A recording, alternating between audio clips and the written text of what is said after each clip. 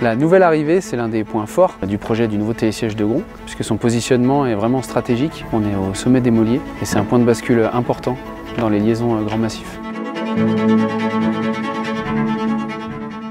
Le montage de la gare, c'est vraiment une étape qui est en fil rouge, parce qu'entre le moment où on commence le génie civil et le terrassement et le moment où la gare elle est assemblée et terminée, c'est quelque chose qui va durer entre 3 et 4 mois.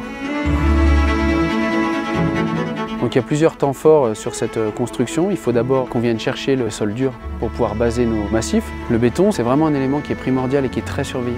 On est sur une qualité qui dépasse largement la qualité de béton qu'on trouve dans la construction traditionnelle d'une maison. Et contrairement aux idées reçues, on a bien sûr les pylônes qui sont là pour soutenir et maintenir le câble. En fait, le réel élément structurant, c'est les gares qui reprennent tout l'effort, toute la tension du câble et bien évidemment tout le poids des skieurs qui est entraîné. Donc une fois qu'on a achevé cette partie qu'on appelle le génie civil, on va venir positionner les structures métalliques qui vont pouvoir ensuite accueillir les éléments principaux d'entraînement, donc le moteur, le réducteur.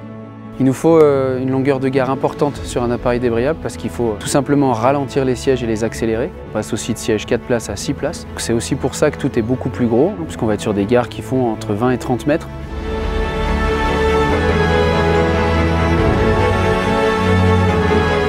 C'est une combe qui est très bien exposée, qui est très bien enneigée, où les pistes sont longues et variées, et ça va permettre d'enchaîner des rotations beaucoup plus rapides que ce que permettait l'ancien télésiège. Ça va vraiment redynamiser le ski sur les carreaux.